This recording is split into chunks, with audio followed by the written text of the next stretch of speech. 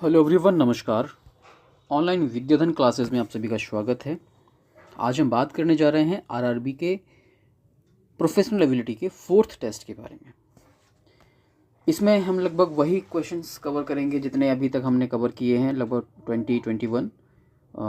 तो आज का पहला क्वेश्चन है, बिना किसी समय गवाए हुए जय श्री राम बोलते हैं और टेस्ट को शुरू करते हैं।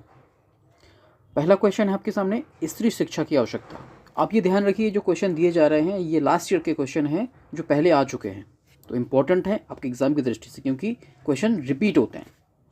क्वेश्चन आपके सामने है, स्त्री शिक्षा की आवश्यकता है। ऑप्शन आपके सामने 4 दिए गए हैं। जनसंख्या वृद्धि को रोकने के लिए, राजनीति में भाग लेने के लिए, सौंदर्य प्रतियोगिता में भाग लेने के लिए, या जीवन स्तर को बढ़ाने के लिए।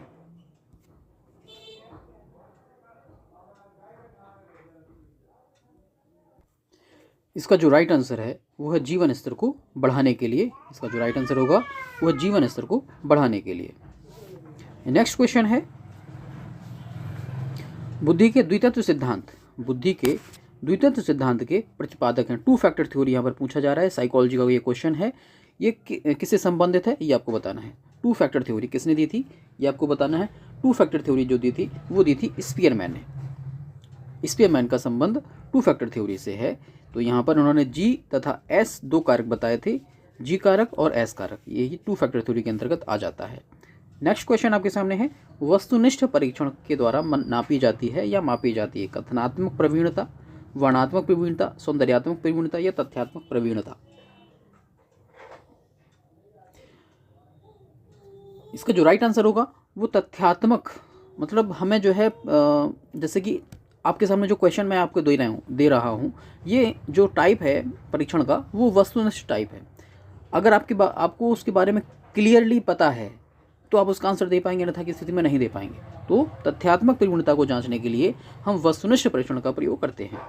नेक्स्ट क्वेश्चन है कि 9 से 15 वर्ष के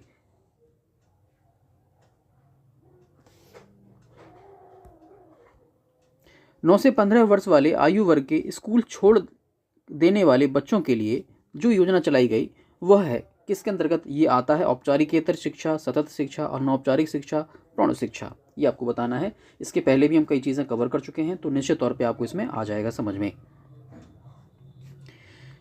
इसका जो राइट आंसर है वो औपचारिकेतर, जिसे नॉन फॉर्मल एजुकेशन इंग्लिश में कहते हैं। नॉन फॉर्मल एजुकेशन, जो बच्चे 4 दीवारी के अंदर विद्यालय में नहीं पढ़ पाए फॉर्मल तरीके से, वो नॉन फॉर्मल तरीके से पढ़ेंगे, उनके लिए निरौपचारिक शिक्षा या औपचारिकेतर की शिक्षा की बात यहाँ पर की गई। प्रौढ़ शिक्षा जो आती है वो 15 से 35 वर्ष में आती है।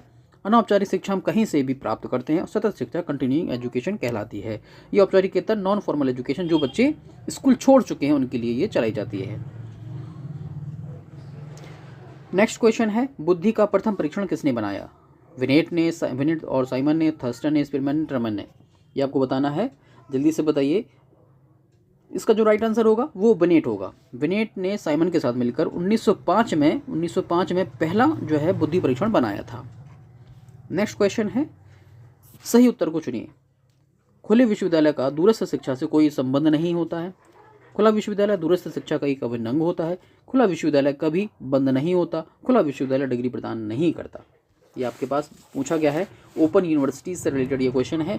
इसका जो राइट आंसर होगा वो होगा, खुला विश्वविद्यालय दूरस्थ शिक्षा एक अभिन्न अंग होता है। अगर हमें डिस्टेंस एजुकेशन प्राप्त करनी है तो ये खुला विश्वविद्यालय, जिसे ओपन यूनिवर्सिटी कहते हैं, एक उसका अभिन्न अंग माना जाता है। जैसे कि इग्नू हो गया, राजसी टंडन विश्वविद्यालय हो गया, ये जो है खुले विश्वविद्यालय की श्रेणी में आते हैं। नेक्स्ट क्वेश्चन है, राजसी टंडन मुक्त विश्वविद्यालय स्थित है, कहाँ पर स्थित है ये आपको बताना है। दिल्ली में, भोपाल में, इलाहाबाद में या पटना में। खुला विश्वविद्यालय है ये उत्तर प्रदेश का पहला विश्वविद्यालय, या पहला कह सकते हैं, या एकमात्र विश्वविद्यालय कह सकते हैं, जो कि मुक्त विश्वविद्यालय की श्रेणी में आता है, वो इलाहाबाद में स्थित है। नेक्स्ट क्वेश्चन है, एक 10 वर्षीय बालक जिसकी मानसिक आयु 10 वर्ष है और उसकी बुद्धि लब्धि क्या होगी। यहाँ पर IQ निकालने के लिए बोला गया है और यहाँ पर आपको दे दिया गया है MA बराबर मेंटल एज दे दी गई है 10 वर्ष, आपको निकालना होगा उसकी IQ।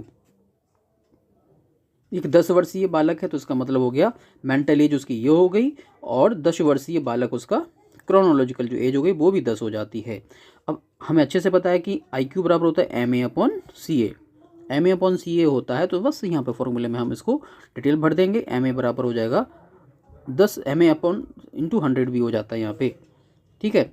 अब इस आधार पे हम क्या करेंगे, फिर से फॉर्मूले को पुट कर देंगे। MA की वैल्यू जो दी गई थी वो दी गई थी 10 वर्ष, और जो क्रोनोलॉजिकल MA अपॉन CA होता है, MA अपॉन CA जो इंटू 100 होता है, तो MA इंटू यहाँ पर हो जाएगा 100 और 10 से 10 कट जाएगा, बचेगा मात्र 100।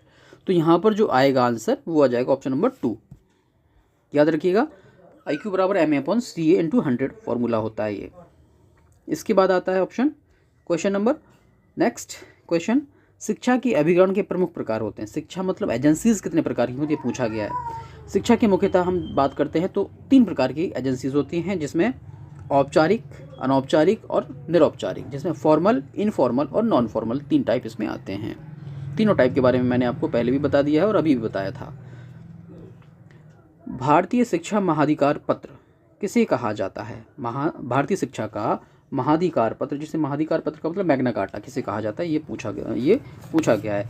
बोर्ड के घोषणा पत्र को, मैकाले के विवरण पत्र को, चार्टर एक्ट 1833 को या चार्टर एक्ट 1813 को, ये आपको पता होना चाहिए। महाधिकार पत्र जो कहा जाता है वो कहा जाता है बोर्ड के घोषणा पत्र को।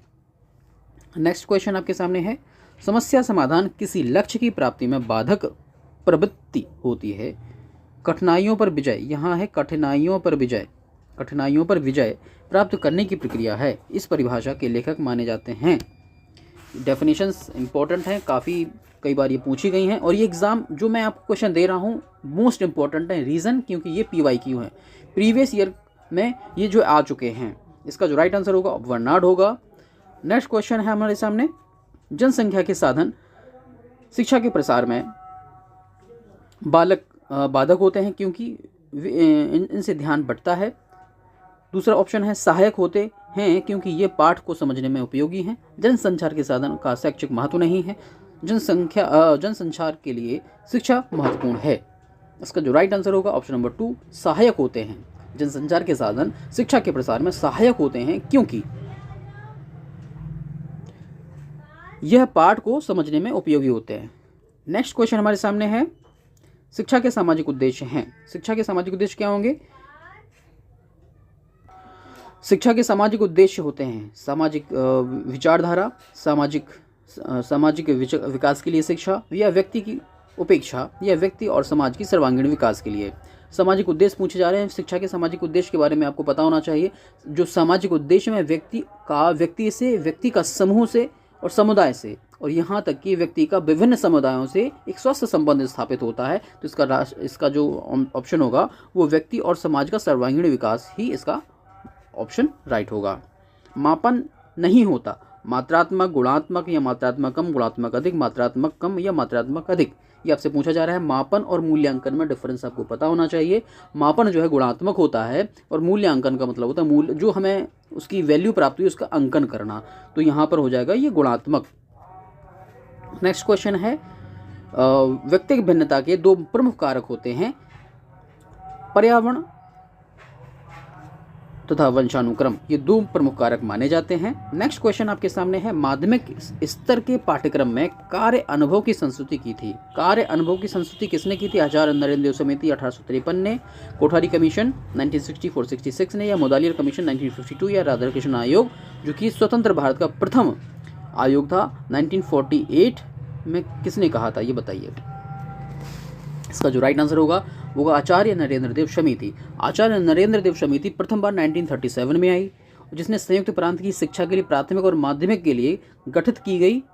और जो द्वितीय आचार्य नरेंद्र देव समिति आई जिसने अपना प्रतिवेदन दिया और उसमें जो है कार्य अनुभव पर महत्व दिया दूसरे बार में, ठीक है।